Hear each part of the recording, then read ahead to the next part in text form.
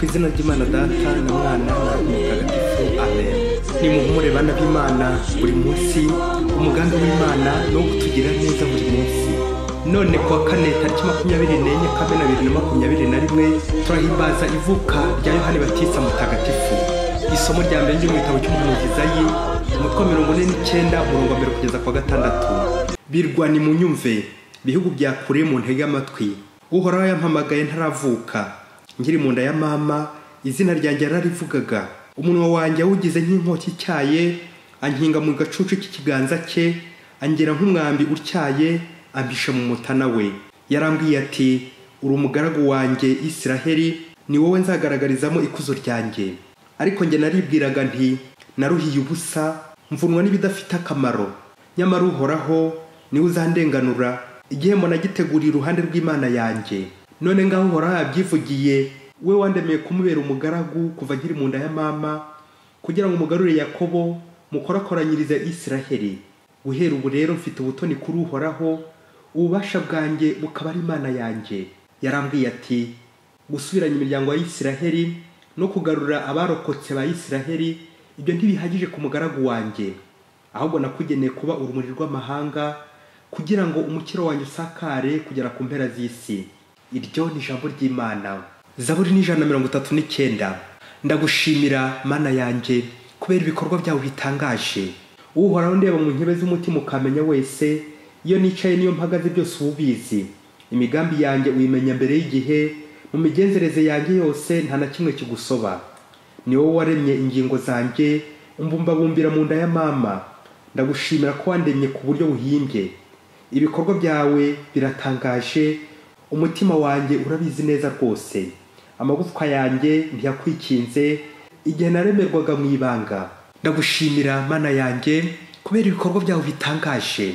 Isomo rya kabiri niryo mu gitabo cy'ibyakozwe n'intumwa, umutwe wa 13 umurongo wa 22 kugeza kwa 26.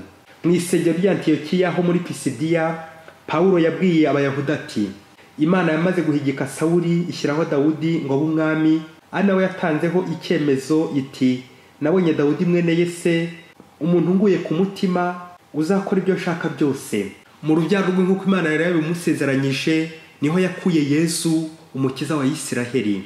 Mbere y'ukuza kwe, Yohani yatangarije Abayisiraheli bose batisimo kwisubiraho. Nuko ajya kurangiza ubutumwa bwe aravuga ati, ntago ndi uwo mukeka, ahubwo hari ugiye kuza ankurikiye, nkaba ndakwiye no guhambura udushumi tw'inkweto ze. Bavandimwe, mwaba urubyaro rwa Aburahamu cyangwa se mwaba abatinya Imana, iri jambo ry'umukiro nimuryohererejwe. Iryo ni ijambo ry'Imana. Nyagasani Yesu nabane namwe. Amagambo mu Ivanjili ntagatifu Yesu Kristo uko yanditswe na Luka, umutwe wa mbere umurongo wa 57 kugeza kwa 66 n'umurongo wa 80. Igihe cyo kubyara kigeze, Elizabeth abyara umwana w'umuhungu. Abaturanyi na bene wabo bumvise ko Nyagasani yamugiriye ubuntu, bafatanya nawe kwishima. Ku munsi wa 8 baza kugenya umwana, bashaka kumwita Zakariya nka se. Ariko nyina aravuga ati, oya, aritwa Yohani. Baramubwira bati, nta muntu wo mu muryango wanyu wigeze kwitwa iryo zina. Nuko babaza se mu marenga uko yifuza kwita umwana. Zakariya yakakabaho maze yandikaho aya magambo, izina rye ni Yohani. Bose baratangara. Ako kanya umunwa we urabumbuka, n'ururimi rwe ruragobodoka, maze atangira kuvuga asingiza Imana. Nuko ubwo babutaha abaturanyi babo bose nabo mu misozi yo mu Yudeya, bakwiza hose ibyabaye. Ababyumvaga bose bakomezaga kubizirikana mu mitima, bibaza bati, uyu mwana azamera ate ko ububasha bwa Nyagasani buri kumwe nawe? Umwana uko yakuraga ni nako yungukaga ubwenge.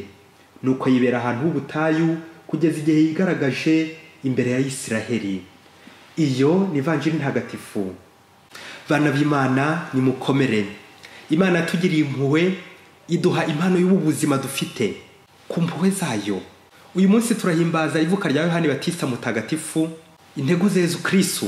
Mu gihe abandi batagatifu duhimbaza urupfu rwabo gusa, bishatse kuvuga ivuka ryabo mu ijuru, Yohani Batista we kimwe na Yesu, we duhimbaza n'umunsi yavutseho hano ku isi, la naissance corporelle. Ni Imana yabishatse, bityo bikaduha buri wese kumenya agaciro k'ubuzima, akamenya agaciro cy'ikiremwa muntu. Ntabwo Imana ishobora gukwibeshyaho uza ku isi. ubuzima bw'umuntu ni ingenzi imbere y'Imana. Amasomo atagatifu y'uyu munsi aradufasha kuzirikana ku mpano y'ubuzima Imana itugabira. Mu ngingo igira iti Imana niyo yashatse kubaho, Imana niyo yashatse kumbaho, kuvuka, kubaho, gukura, uriho, ndiho kubera Imana. Mu isomo rya mbere Imana iributsa Yeremiya umuhamagaro we, umugambi Imana imufiteho kuva akiri mu nda ya nyina. Bityo mu kumurema Imana imugenera ubutumwa ku isi. Imana yagize iti nakugeneye kuba urumuri rw'amahanga kugira ngo umukiro wanyu usakare kugera ku mpera z'isi. Amen. Burya bavandimwe, hari ikintu abatuye isi tujya dutambukaho igihushuka rimwe na rimwe ntitubyiteho mu kubitekerezaho. Nuko ibintu byinshi hano ku isi dukoresha ari byo tugura rimwe na rimwe bakaduhenda. Ariko hari ikintu cy'agaciro gakomeye Imana yaduhaye.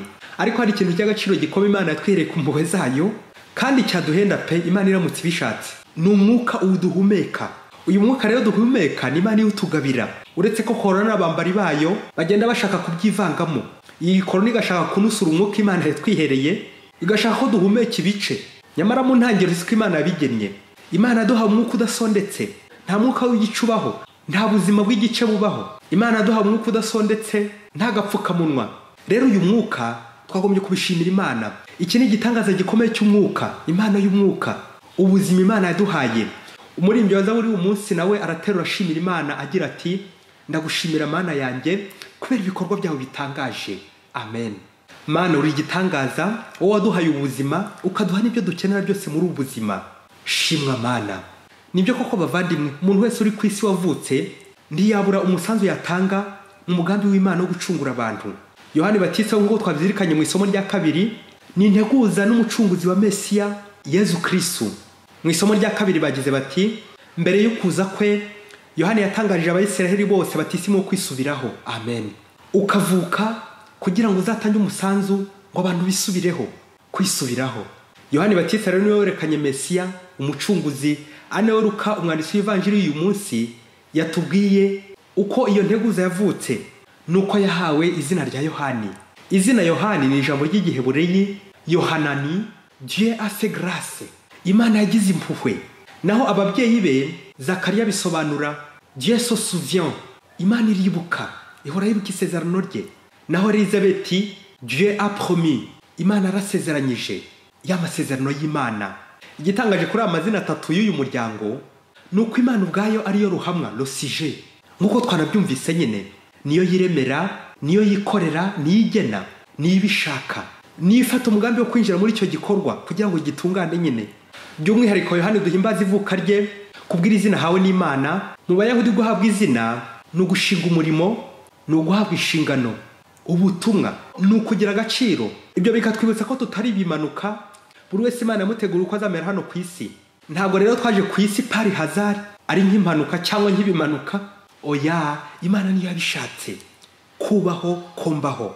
Ni koko bavandimwe, Imana izifite umugambi mwiza wo kudukiza, twamara gukira tugakiza n'abandi. Rero ubutumwa bwa Yohani Batista bukubiye mu magambo atatu: umuhanuzi, integuza n'umubatiza. Yohani Batista niwe muhanuzi wabayeho mu masezerano yombi, isezerano rya kera n'irishya. Bishatse kuvuga yavutse mbere ya Yezu Kristo, ahanura ibyo kuza kwa Mesiya kandi abona Yezu. Abandi bahanuzi bose bahanuye Mesiya ariko nta wamubonye usibye Yohani. Yohani kandi n'integuza niwe watunganyije amayira ya Nyagasani, atanga batisimo yo kwisubiraho ndetse aranamwerekana, by'akarusho aramubatiza. Yohani Batista, Yohani umubatiza. Ngo Yohani Batista turata wakoze umurimo ukomeye mu mateka gucungurwa kwa muntu kubera Imana, integuza ya Mesiya, umucunguzi. Mu ivuka rya Yohani Batista habonetse mu bitangaza byinshi. Umunwa wa Zakariya urabumbuka, ururimi ruragobodoka, atangira kuvuga.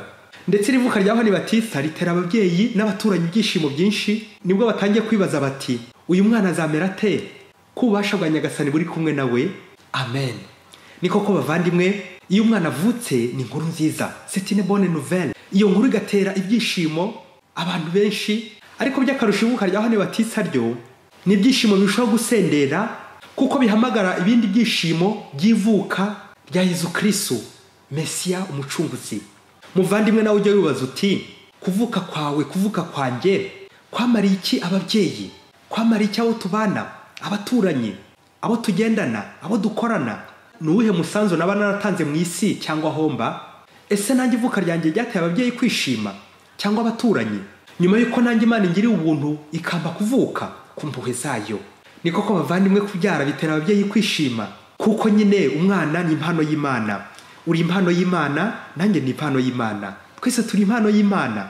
Kubera iki? Kuko yaturemye tukavuka tukabaho. Muvandimwe rero, wowe ntukihandagaze ngo wigerezeho nk'aba babyeyi bavuga ko bagiye gukora umwana fabriquer un enfant vraiment. Oya, ababyeyi binjira muri uwo mugambi w'Imana. Imana yonyine itanga ubuzima, bagafasha Imana kurema, procreation. Imana rero irabifashisha. Ntabwo bihagije bavandimwe kwifuza umwana ngo umubone. Rero kuba aravutse ni impano y'Imana. Kera hambere aha, umugore w'umupfakazi wavuraga bya Kinyarwanda, nuko abantu benshi bakazi bamugana kugira ngo abahe umuti bakire. Yari umunyarwandakazi, yaraturi umupaka hafi y'igihugu cya Kongo, ariko akaba yarabaga mu nzu ya nyakatsi. Nibigaragara yari umukene, nubwo umwuga wari umutunze wo gutanga imiti ya Kinyarwanda. Umunsi umwe rero abahigi bari baturutse mu gihugu cya Kongo bashoreye imbwa zabo, baza kuvumbura inturo mu ishyamba, nuko ya nturo igira icya irabacika, bayirukangaho n'imbwa zabo. Ya nturo nayo igira icya mu kwiruka, ihungira mu nzu ya mupfakazi. Igeze mu nzu, ihitira ku buriri bwa mupfakazi. Wa mubyeyi yayireba ukuntu yifashe, akumva impuhwe ziramusabye. Yibaza niba yirukana, yibaza uko agiye kwitanga abahigi bayice, arareba arabura. Nuko abahigi babwira wa mubyeyi bati, tubabarire uduha agatungo kacu gahungiye hano. Ubwo bavugaga kaboga, natwe turaguhemba tuguha $5. Wa mubyeyi atekereza ubukene afite, nuko amaze iminsi akeneye amafaranga, rimwe agashaka gufata aya mafaranga akongera agatekereza akigarura. Nuko arababwira ati, reka mbarebere mu nzu niba iryo tungo ryanyu ririmo akaboga. Wa mubyeyi asubira mu cyumba hafi y'uburiri bwe, nubundi yashaka gutanga ya nturo ngo bayice, yareba uryo iri kumureba n'impuhwe, yanareba n'ubwo bukene afite byose akabihuza. N'amadolari bagiye kumuha ako kanya, atangiye yibaza impamvu iyo nturo yaretse guhungira mu nzu z'imitamenwa zari hafi ye, bari baturanye, igahita kuza guhungira ku buriri bw'uwo mubyeyi mu nzu w'uwo mubyeyi. Wa mubyeyi n'ubundi muri ako kanya ahita atekereza ubuhamya nyina umubyara yamuhaye bw'ukuntu yavutse ari ikinyendaro, nuko rero ateye nyina inda akamusaba ko bayikuramo, ndetse n'umuryango wose amusaba ko yakuramo iyo nda, ngo kuko yasebeje umuryango. Aho amariye kubyangira, bahita bamuca mu muryango. Umuryango we rero n'ubukana bwinshi waje gushaka kumwica, ngo n'uwo mwana uri mu nda bigenderemo, ngo yasebeje umuryango bikomeye. Uwo mukobwa rero ngo yaje guhunga, bari kumuhiga, nawe yiroha mu nzu y'umukene, batari gukeka ko ariho yakwihisha. Nuko bari bamukurikiye ngo bagakomeza kumushakira mu nzu zikomeye zari hafi aho ngaho, barashaka kugeza igihe batamuboneye. Ngo wa mukene akomeza kumucumbikira kugeza igihe abyariye, arahaba arahakurira, aba umwana waho. Nawe mwana mumufasha kumurera, nawe arakura amererwa neza na nyina. Uyu mwana ari w'umupfakazi nyine. Ibyo rero mama yajyaga bisubiriramo, uburyo narere umuryango utari uwacu mu buhungiro, ngakurira mu buhungiro, nkagirayo ubuzima. Mama rero yaje gupfa dusigara n'umukecuru, ana wantoje umwuga umbeshejeho nkora wo kuvura abantu ku buryo bwa Kinyarwanda. Wa mupfakazi amaze kwibukiranya ayo mateka yose yanyuzemo kugira ngo abe ariho nyine, n'uburyo yavutse bugoranye, bakamuhisha agakurira mu buhungiro. Nuko asohoza umutima, maze afata icyemezo, arasohoka abwira babahigi ati, nashakishe hose mu nzu yanjye, ubu natinze ngiri gushakashaka hose, nta nturo iri ahangaha. Rero mwiruke mukomeze mushakishe, ahubwo itabacika muyirukeho. Nuko babahigi na zambwa zabo bariruka baragenda bagiye gushakashaka ya nturo. Mu minsi mike muri rwa rugo rwa mupfakazi, ya nturo itangira kurya imbeba zari zarazahaje wa mubyeyi, zimumaraho ibintu, ndetse n'abaturanyi iryo tungo ribagirira akamaro. Ryongeye kuva muri urwo rugo, ryigumira ngaho kuri uwo mubyeyi, riri mu kazi kose. Bakristo bavandimwe, nguko uko yari inturo, nyamaswa y'ishyamba, ihinduka injangwe, animal domestique. Yari nyamaswa igahinduka itungo ryo mu rugo, aho kuryana ahubwo rigahinduka rikajya ririnda abantu. Kubera Imana, ya Mana irangiza ubukana bw'inyamaswa.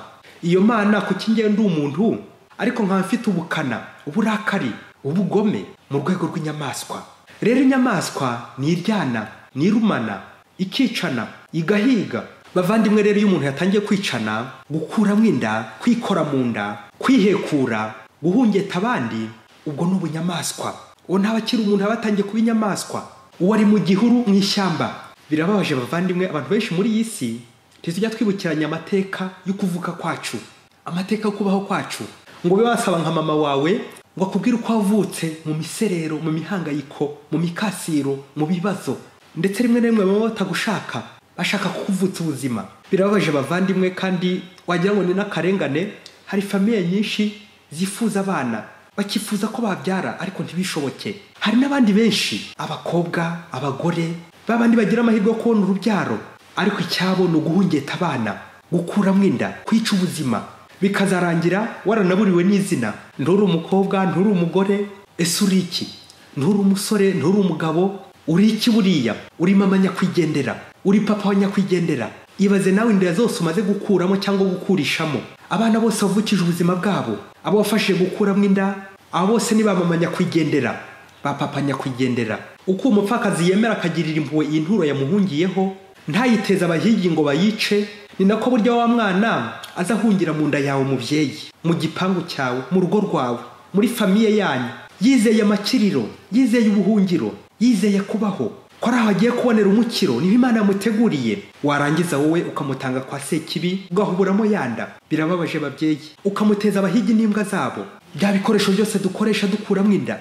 None wabaye mama nyakwigendera, ukaba papa nyakwigendera. Ye baba we, ese kuki Elizabeth watakuyemo iyi nda ya Yohani Batista, ko yari n'umukecuru w'abandi? Kuki Bikira Mariya we atatinyutse gukuramo inda ya Yesu, inda y'umwana w'Imana? None wowe mama mukobwa, kuki uwo mwana yahungiye wawe utashoboye kumurengera? Le droit des réfugiés, uburenganzira bw'impunzi. Ubundi muvandimwe, iyo umuntu amaze kugaragaza intege nke, amaze gukwereka ko ari impunzi, akashobora no kumanika n'amaboko hejuru, iyo umwishe burya uwo n'umuvumo uba wikururiye. Ngaho rero yibaze bamanya kwigendana n'abapanya kwigendera, iyo mivumo yose bahetse banze kwikuraho, kwica utumarayika, gukuramo inda, abo banyantege nke, abo bativugira. Babyeyi, umwana wese ni impano y'Imana, uko yavuka kose. Ndarakuremera mu nda ya nyoko nari nkuzi. Iryo ni isomo rya mbere. Ese muyobozi, mutegetsi, iyo mama wakiza gusara cyangwa agafatwa n'abazimu n'abadayimoni, agakuramo inda yawe, inda yanjye, cyangwa wanavuka ntumuga akagusubiza Imana, cyangwa akakwirukana akaguhungeta, ubu wari kuburi hehe? Ibaze, nanjye nibaze. Reba akamaro ufitiye iwanyu, reba akamaro ufitiye Kiliziya n'igihugu. Wagize se ngo ubikesha kuba waravutse neza? Oya, wibwira ko inzara zawe zose zigororotse? Ubu se bayobozi, ninde watera agatoki hejuru akemeza ko yavutse ku buryo bugororotse? Niba ushaka amakuru ko wavutse, ujye ubaza mama wawe. Uzase n'ukora umwitozo urebe ibihanganye dufite kuri iyi si, mu gihugu, mu karere. Hari abo uzasanga benshi, bamwe base batazwi, abandi baba baratandukanye, abandi baba barariye ubukwe bubisi, abandi baratawe bagatorwa, abandi barezwe n'abatari ababyeyi babo, abandi benshi bagiye bagira impuhwe n'Imana, Imana ikabatarura mu bihuru no mu bigunda bari barimo. Abo bose igitangaje ni abayobozi, ni abategetsi bakomeye, ni abakozi b'Imana, ni abakristo, niba abantu bita ku bandi, ni abagira neza bacu kubera Imana. Ni koko Imana yagize impuhwe, Dieu a fait grâce, nka Yohani Batista. Nyuma yo kureba izo mpuhwe z'Imana itugirira mu kuvuka kwacu, Imana iduha mu buzima bwacu, nka Yohani Batista, babyeyi, inshuti, bavandimwe, Dieu a fait grâce, Imana yagize impuhwe. Nanjye guhera uyu munsi niyemeje kwitoza kugira impuhwe kubaza bose bangana, cyane cyane abanyantege nke, abatishoboye, abatagira kivugira, abakene, impunzi, babantu baza bahungira iwanjye kugira ngo baharongere umukiro. Imana ikabohereza kugira ngo bakirire iwanjye, abarwayi, abanyantege nke, abose mbarengere, mbavugire, bikinge mu nzu yanjye, mu mutima wanjye, mu gipangu cyanjye, mu gishura cyanjye. Iwanjye haba ubuhungiro, cya giti cy'inganzamarumbo. Nk'uko nanjye mfite ubuhungiro ku Mana, nanjye mpe abandi ubuhungiro. Yohani we, Imana yagize impuhwe. Yohani Batista mutagatifu, udusabire. Mwese Imana ibahe imigisha n'amahoro. Imana Data na Mwana na Roho Mutagatifu. Amen. Padiri Masumbuko Ladislas wa Diyoseze ya Cyangugu. Wowe waduhaye ubuzima